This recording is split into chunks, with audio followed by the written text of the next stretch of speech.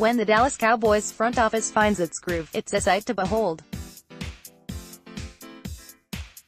It feels like forever ago when most of the free world vilified them for standing firm in their decision to not overpay players in the latest free agency spree, even if that player's name was Earl Thomas and the courtship had lasted 14 long months.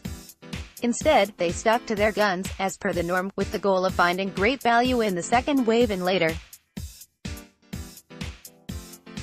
That hasn't always panned out for the Cowboys in recent years, but it's paying off in spades this offseason. After landing one-year deals on both wide receiver Randall Cobb and safety George Iloka to the tune of $5 million max and $887,000 max, respectively, they've pulled another rabbit out of their hat to close out the month of March. Trade discussions between them and the Miami Dolphins hit fever pitch when the latter approved a visit between veteran defensive end Robert Quinn and the former, but he'd leave without a deal at the time. The goal of both the Dolphins and Quinn were to create competition for his services, but the Cowboys weren't budging and had no plans on participating in a bidding war. In the end, they won, and will send a 2026 round pick to the Dolphins for Quinn, but that's not all.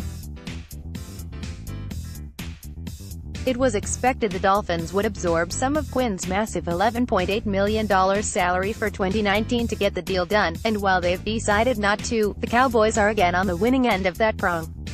They'll rework Quinn's deal to pay him just $8 million plus incentives, a source close to the situation tells me, in a move that could ultimately save the Cowboys a difference of nearly $4 million, assuming the worst-case scenario for Quinn, production-wise, in 2019.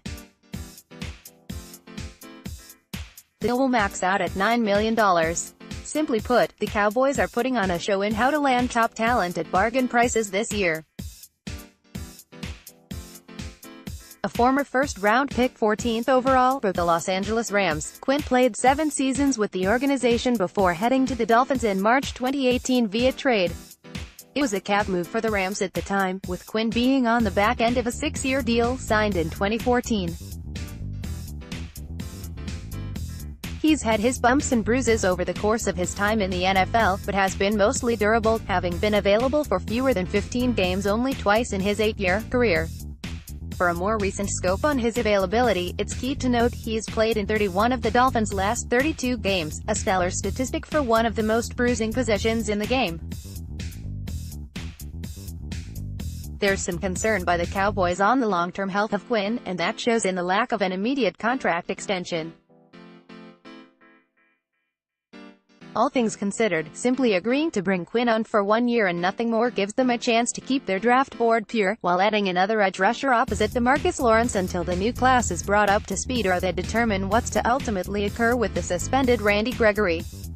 Frugality and patience is paying off big for the Cowboys, but Lawrence is the one player they need to be a bit more luxurious with, as he still awaits his deal.